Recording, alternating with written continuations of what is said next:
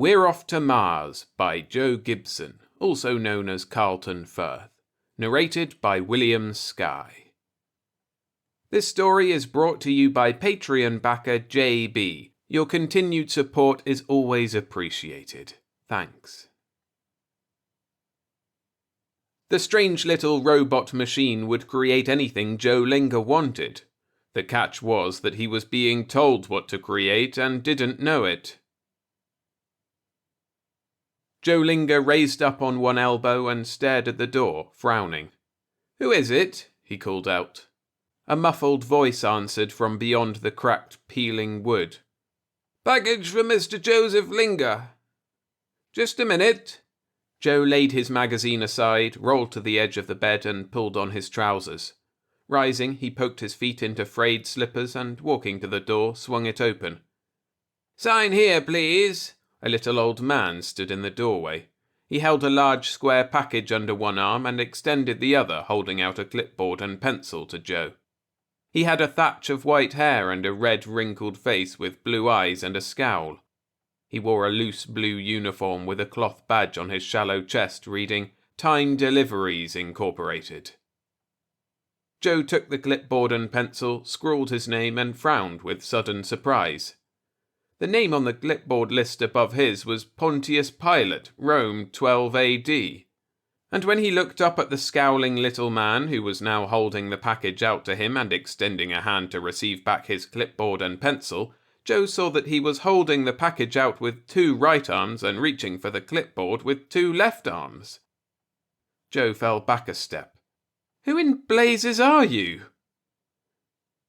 "Time Deliveries Incorporated," the little man chanted.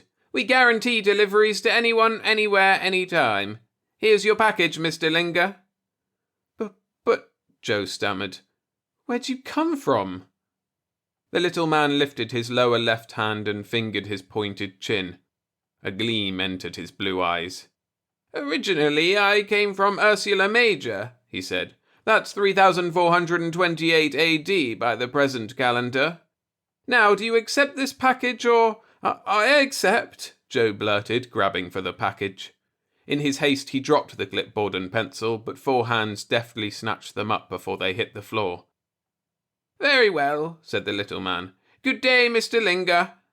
He stepped back into the hallway and pulled the door shut.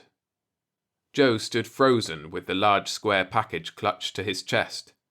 Then he lunged forward, wrenched at the doorknob, jerked the door open, and leaped out into the hall. "Hey!" His shout wavered off into weak dismay. The hallway was empty. He re-entered his room, closed and locked the door carefully, and walked over to his bed. His dazed eyes wandered to the window, to the dirty brick wall of the apartment house next door, to the shaft of blazing afternoon sunlight that struck the grimy window pane. In broad daylight. It had happened in broad daylight. He sat on the bed, staring at the package in his lap. It was a light, bulky package, wrapped in some silvery grey substance that felt colder and smoother than rubber, more like metal. On one side of the package was an inscription in large, bold script. "To Mr. Joseph Linger, June 27th, 1951, Dark Ages Earth, 24 Ken Street, Jersey City, New Jersey, United States, North America." He wondered if it was a gag, but the little old man with four arms hadn't been a gag. Finally, Joe opened the package. He merely inserted his thumb into a conspicuous slot at the corner and pushed it around the top edges. The silver-grey material parted easily, and the lid came off the package. As it fell aside, he saw that the interior was filled with what resembled a rubber sponge soaked in black lacquer. It was dry, springy, and blackly glistening. He clutched at it and pulled it out. Only a top layer came out. Beneath that, surrounded with layers of the cushioning substance, was something, and a folded sheet of glossy white paper. Joe took out the paper and read it. "Mr. Joseph Linger, June 27th, 1951, USA, Dark Ages Earth. Dear Mr. Linger, we have chosen you to assist us in an important research project because our investigation has found you to be a science fiction enthusiast. We believe you have a better chance of comprehending the scope of our research than would most people of your time. As you may have suspected, time involves a countless number of varying probability universes, all coexisting in the same time dimension. It is much like a giant tree with branches sprouting from the root, the very beginning of time and subsequent branches sprouting from others, and so on and on. Our research teams have travelled successfully into the past. However, in attempting to return, they have been faced with innumerable branches in time probability, with no way of determining which branch led to our universe. Only a few have succeeded in returning, by recording the complete facts of history as they went into the past, then stopping and checking those facts every few years on their return. When the facts didn't check, they knew they were off on another branch leading to another universe. They would backtrack, try again, and check until they were on the right branch. Even so, many members of our research teams died before they could return, and our average lifespan is 5,000 years. You may understand, then, that this is an intolerable situation that needs correcting. The purpose of this project is to determine the amount of probability stress which causes a branch in time, this allowing us to check back and spot every moment that such branches occur. With that, we can compute the moments of stress and the number of branches in all time probability. Consequently, our research teams may then travel safely to any time era in any probability universe with a yardstick which can always lead them back to our own universe. And so, in order to measure the probability stress which causes time branching, we have decided to introduce such stress ourselves. Enclosed is a product of our civilization. You would probably call it a robot. It should never have existed in your time, therefore it will induce considerable stress upon probability. A branch in time should result, if not when the robot arrives, certainly when you make use of it. That, of course, is where you come in.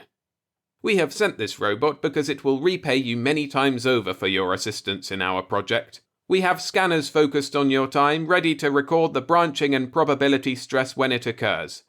We ask only your cooperation. You may keep the robot, of course. It will fashion any object you desire from surrounding matter. Solid objects, air molecules, anything within 1,000 yards of it, if you but type out the name and description of the desired object on its keyboard. Thus, if you wish an automobile, take the robot to a deserted road and type on its keyboard the word automobile. By influencing the subatomic forces of the dirt in the road, the empty air over the road, perhaps the grass along the side of the road, the robot will make you an automobile. You may desire objects which do not exist in your time. If you type the word spaceship, for example, be sure to include a description of its performance, range, amount of supplies, etc., and be on a large open field when you do so. In conclusion, it might be wise to remember that illegal possession of wealth in your time is punishable by law. I trust for your own sake you will exercise the utmost discretion. Sincerely, Meet North Skirl, Director Historical Research, Galactic Renaissance, Sol 3. Joe put the letter carefully on the bed beside him and reached into the box for the robot. He lifted it out. It was a shimmering silver-grey globe, lighter than aluminium, with one side of it flattened to accommodate a keyboard. It was about the size of a bowling ball, he guessed. The keyboard had small push-buttons, lettered exactly like a typewriter, with a small glass lens above it. He struck the J key and a tiny glowing J appeared in the centre of the lens. He punched the tab marked clear at the top of the keyboard and the J vanished. His mind reeled at the implications of what he had read. Anything he wanted was his, merely by typing its name on this keyboard. Even objects he only imagined, which didn't even exist. Spaceships, anti-gravity devices, anything. His thoughts were confused. What did he want? Money? But what good was money when he wouldn't have to buy anything? What did he want? He felt a sudden, overwhelming desire to confide in someone, to ask someone. He rested the globe in his lap, clutching it with moist, slippery palms. His vision was blurred, his hands fumbling as he pecked at the keyboard. Telephone. There was a swirling glow of blue radiance, a faintly audible click from within the globe, then a loud, sharp crack, and the smell of ozone. A telephone rested on the bed beside him. Its black cord snaked across the floor to the baseboard beside the chipped dresser. Joe relaxed with a shuddering sigh. He mopped at the sweat on his forehead with a wet palm. He had a telephone. The robot worked. But did the telephone work? He reached over, lifted the receiver, and placed it to his ear. The dial tone was unmistakable. He placed the receiver on its cradle and sat staring at the phone. Now that he had it, who would he call? What did he really want? He looked down at the robot in his lap and swallowed hesitantly. He had requested a telephone, so he got a telephone. But that wasn't what he wanted. He knew, the realization grew in his mind, what he really wanted, what any young guy would want given the opportunity. Feverishly he clutched the robot in his lap and with a numb index finger began pecking at the keyboard. He finished the phrase, then hastily and with sudden apprehension added a comma. His brow furrowed with intense concentration for a moment, then he resumed typing. When he finished, the small glowing letters beneath the lens read, "A beautiful girl, whom I can trust." There was the swirling blue radiance as before. He heard the faintly audible click from within the globe. His eyes shot around the room expectantly. A vision flashed into his mind, a vision of the girl who would appear, young, with soft dark hair tumbling to her shoulders, delicate features, and a slender, lovely figure. A neat, immaculate suit would enhance her shapely curves. He waited. Nothing happened. No sharp crack, no smell of ozone. The robot had failed! Joe sighed dismally. Resignedly, he steadied the robot in his lap and reached his thumb for the clear button. Then he saw it. The tiny glowing letters beneath the lens were different. The words he'd typed out were no longer there. In their stead, he read, "Delaware, 62717. Ask for Barbara." He dialed the number. "Hello?" a soft feminine voice answered. "Is this Barbara?" he asked. "Yes. Who are you?" "Joe Linger," he said. "Are you beautiful?" "Why, I suppose so," came the modest answer. "What? Can I trust you?" Joe persisted. "Well, really," she exclaimed. "Mr. Linger, I'm afraid I don't know you." Joe groaned inwardly.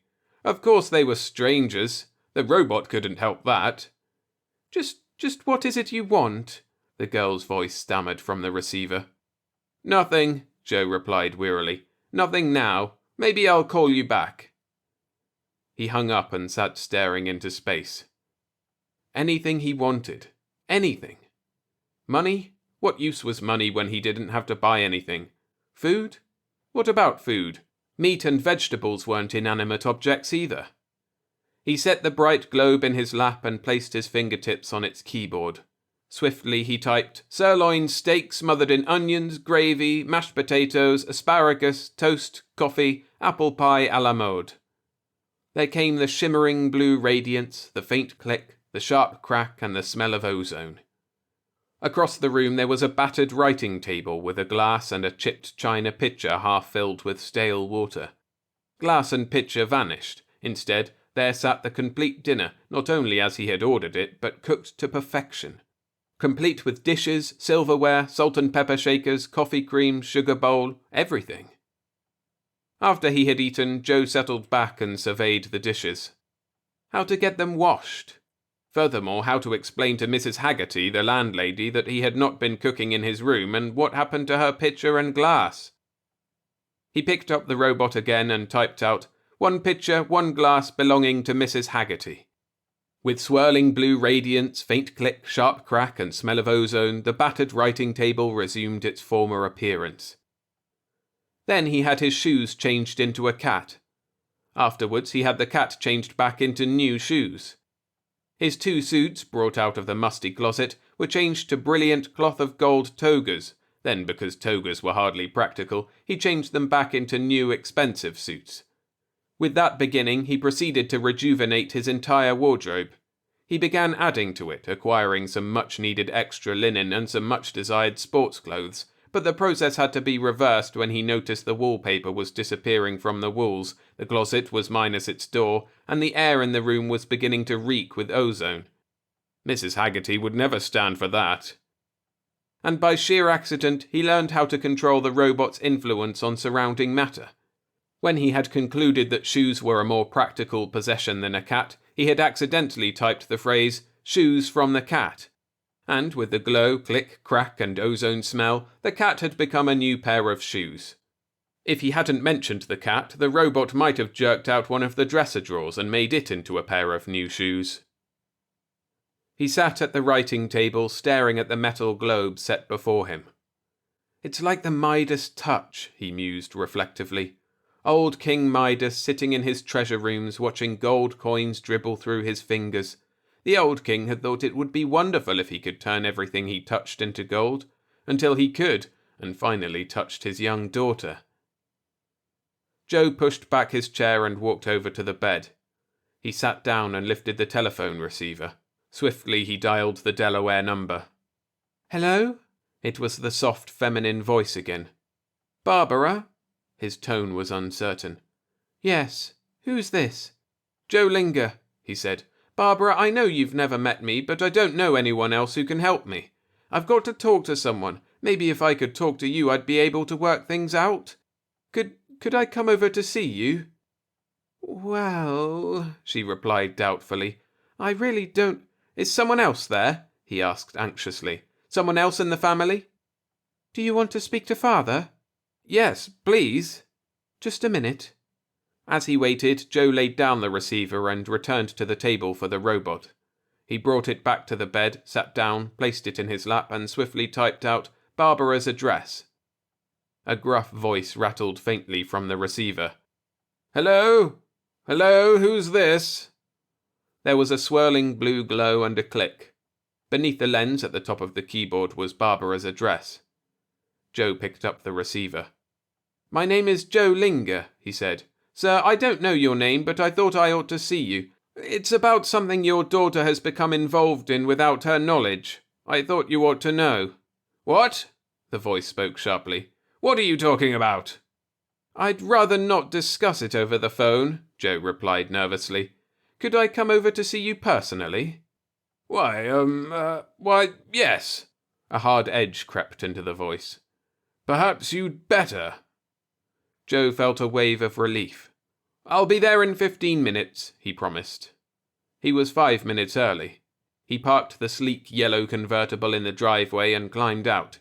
He looked dapper and well-groomed in his dark, expensive suit as he went up the front steps and rang the doorbell. The round, gleaming globe of the robot was tucked under his arm. The door was opened by a tall, stocky man with iron-grey hair. He raked Joe with a sharp, piercing gaze. "You're Mr. Linger?" Joe nodded. "That's right, but I don't know your name." "James Bowen," the man said stiffly. "Come in, Mr. Linger." Joe hesitated, shook his head. "First, Mr. Bowen, I want to explain," he said. "I'm a stranger. Your daughter has never met me, and yet I was able to get her first name and telephone number. I thought you might like to know how I did that." Bowen scowled darkly. "Well, please come in, Mr. Linger," he insisted stiffly. "We'll sit down and discuss the matter." "No," Joe refused, shaking his head again. "I want to show you something first. I want you to see exactly what this is all about." He cradled the robot in his arm and began typing on its keyboard, turning to face the driveway as he did so. Bowen stepped out the door and stared at Joe's yellow convertible. Then he jerked back, startled. There was a swirling blue glow from the bright globe, a faint click, and then crack. Bowen grabbed at the door, his eyes bulging as he stared out at the driveway. Air currents swirled and eddied across the front lawn. The convertible had vanished. "This globe is a robot mechanism," Joe said hastily. "It transmuted the metal atoms of that car into molecules of air. It can change any matter into any shape, form, or object desired. Watch." Swiftly he began typing again. The swirling glow and sound effects were repeated. And in the driveway, poised gracefully on its tricycle landing gear, was a small gleaming light plane. "I made that out of air molecules too," Joe explained. "That is, the robot made it." Get that airplane off my driveway," Bowen stammered hoarsely. "The neighbours will—" Joe typed busily. The glow and noise repeated. The plane disappeared. "Now you've seen it," Joe said quietly, gazing up at the tall, dazed man, "this is what I want to talk to you about. I need help, Mr. Bowen." "Come in," Bowen said weakly. "Come in, but turn that godforsaken thing off." He turned and walked back into the house. "Atomic bombs, hydrogen bombs, and now this? And I'd always thought they'd have rocket ships first." Joe followed him in through a short foyer to a small, comfortable living room. Then, in the living room doorway, he stopped. He felt the breath go out of him in a long sigh and an excited fluttering in his chest. Barbara Bowen stood across the room beside the front window. She had heard the noises, had seen what happened. She was pale and frightened. And she was beautiful. Soft, dark hair framed a peach oval of a face with large grey eyes, short nose, and perfect lips. A soft blue housecoat draped over a smoothly curved, long-limbed figure. "Hello," Barbara said simply. Her voice was a soft, husky sound. Joe merely swallowed and nodded, then crossed hurriedly to the proffered chair. Barbara sat down on the couch. Then, haltingly at first, but with a constantly growing familiarity, Joe told them everything that had happened. He took the letter from Meat nor Skirl out of his pocket and showed it to them. For several minutes after he finished, Mr. Bowen sat smoking his pipe and staring into space. "Have you tried making money with it, Mr. Linger?" he asked pensively. "No," Joe admitted.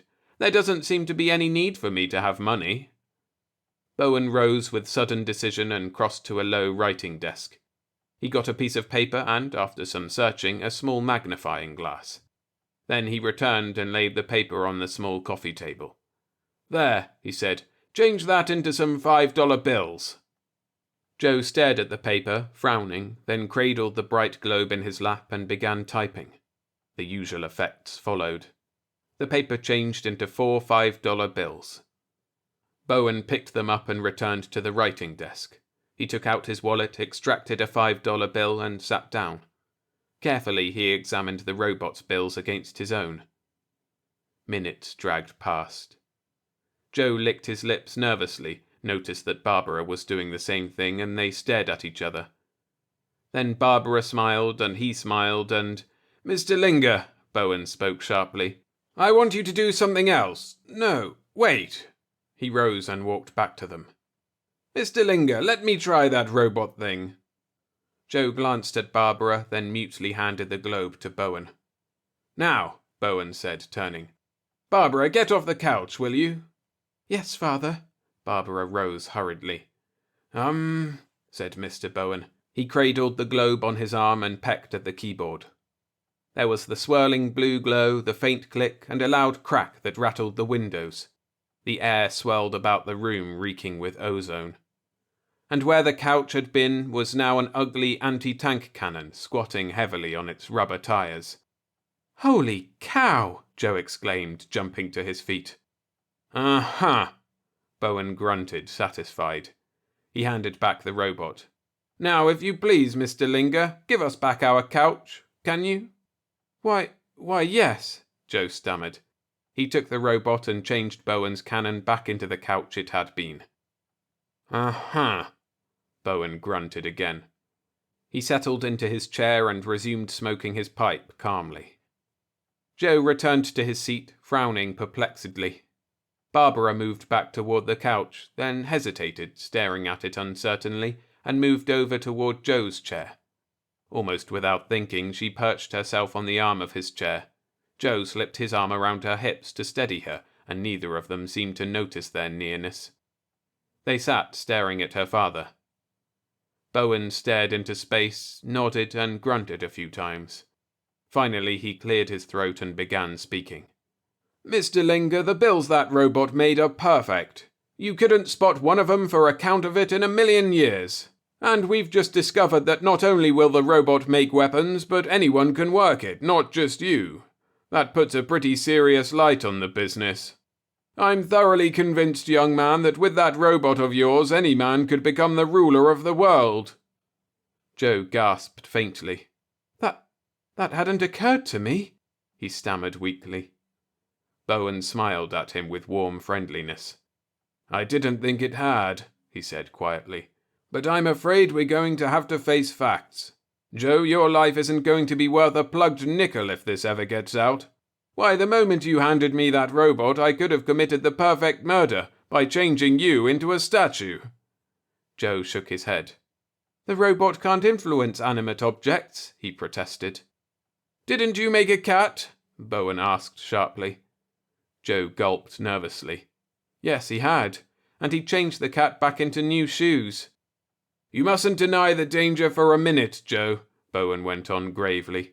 If ever the wrong people hear about that robot and get their hands on it, you're as good as dead.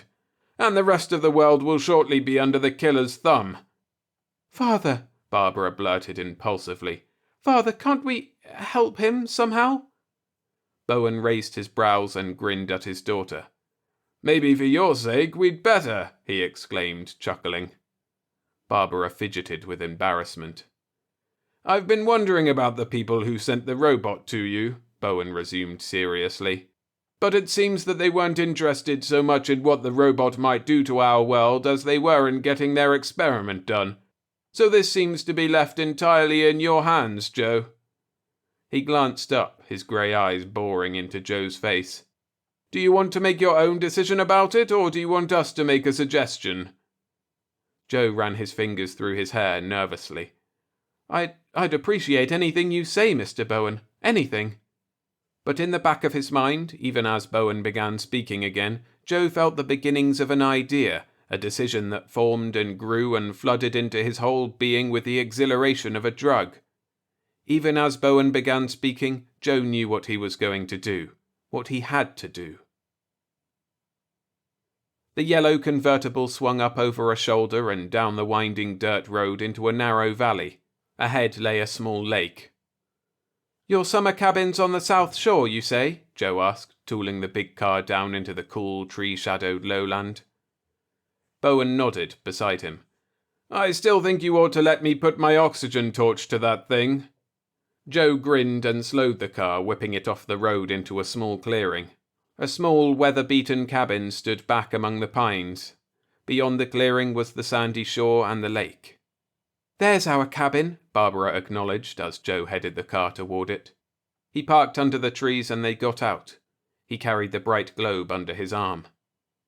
Well, Bowen said, facing him, we're here now. What is it you plan to do, Joe? Joe nodded toward the clearing. I think I'd better do it out there, he said. It's wonderful up here on weekends, Barbara remarked, matching stride with him as they started toward the clearing. She was wearing brief shorts and a sweater with a bright kerchief tied around her head. There's swimming and fishing and no one to bother us. Father's always wished he could build a home up here. Joe stopped, turning to her father. Have you? Bowen nodded, frowning. Always wanted a quiet little place for the day I retire. Just a minute, then. Joe faced back toward the cabin and steadied the robot. Deftly he began typing. Small house from cabin for Mr. Bowen, all conveniences, furnished. There was the blue glow and faint click from the globe, then a thunderous crash from the trees. A strong gust of wind whipped waves across the mirror surface of the lake. It was a small white stucco house with a low rock wall extending around a garden in front. Bright flowers bloomed in the garden, vines climbed the trellises at the little windows. The roof was bright red tile. Bowen stared back at it, his face tight, his grey eyes misting. There, Joe said kindly. That should fix you up. I didn't ask for it, Bowen protested stubbornly. I didn't earn it. Oh, but you will, Joe grinned brightly. You're going to earn it by not telling anyone about what I'm going to do out here. Chuckling softly, he turned and trudged on out toward the clearing. Barbara caught up with him and tugged at his arm. Joe, she pleaded. Please, Joe, don't do anything you'll be sorry for. Then they stopped at the clearing's edge. Joe cradled the robot on his arm, touched his fingers to the keyboard and paused, silent for a moment. I'll never be sorry for doing this, he said finally, and began typing. 1 minute there was the small clearing, green grass waving gently in the warm afternoon sunshine. Then the very heavens seemed to split open, and a giant thunderbolt came hurtling into the ground. The concussion almost knocked them off their feet. And the next minute, it was a long, silvery, torpedo-shaped hull completely filling the small clearing. Rocket tubes jutted from its tapering tail, narrow fins creased its smooth flanks. A round airlock door stood open, waiting. A rocket ship! Bowen gasped. More than that!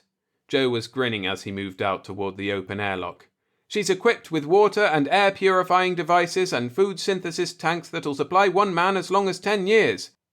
She has anti-gravity equipment that can lift her right off the Earth, and a rocket drive that'll accelerate to a velocity of 278 miles per second.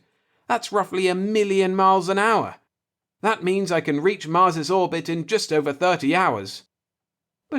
But what are you going to do with it? Barbara stammered. Do? Joe leaped into the airlock, his robot clutched under his arm, and faced them with a laugh. I'm going to the only place I'll be safe, Barbara, and I'll find out who built the canals on Mars, and what mysteries lie below the cloud blanket of Venus, and whether any of the moons of Jupiter are inhabitable. You mean, Bowen sputtered, you're going into space? Barbara shook her head. But not alone? A shadow flicked across Joe's young features. Then he grinned easily.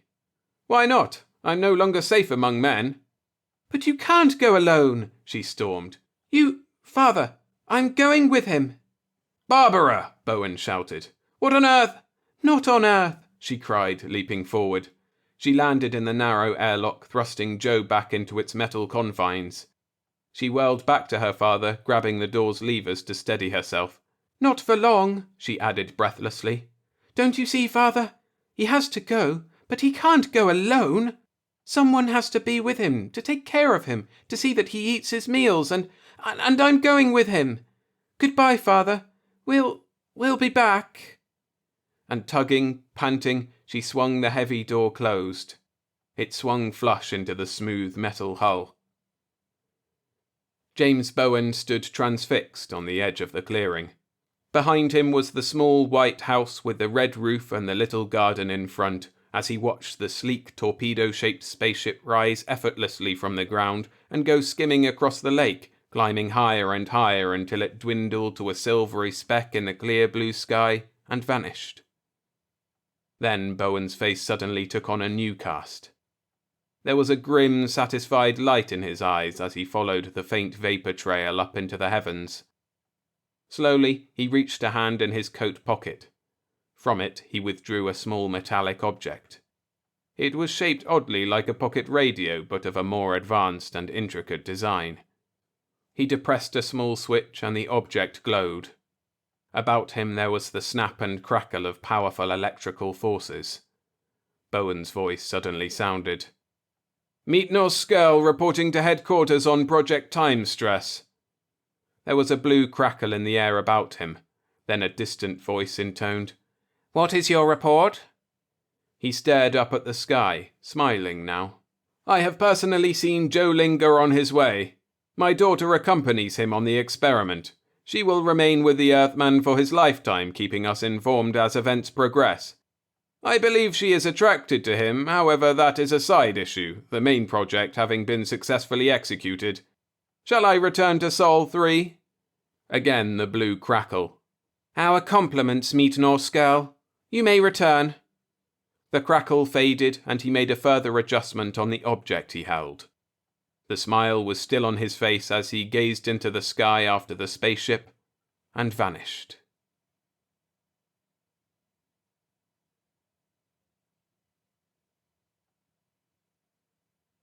Thanks for listening. If you enjoyed the story, hit the like button and subscribe for more every Monday and Friday. And you can support me as a creator just like JB, whose contributions helped bring this story to you. On my Patreon there are exclusive novelettes every month by all the great sci-fi authors, as well as 6-month early access to full novels like The Night of the Long Knives by Fritz Leiber. So why not check it out by following the link in the description or on screen shortly. And for another story like this one, I recommend Beast of Boredom by Richard R. Smith. A link to my narration of that is on screen now.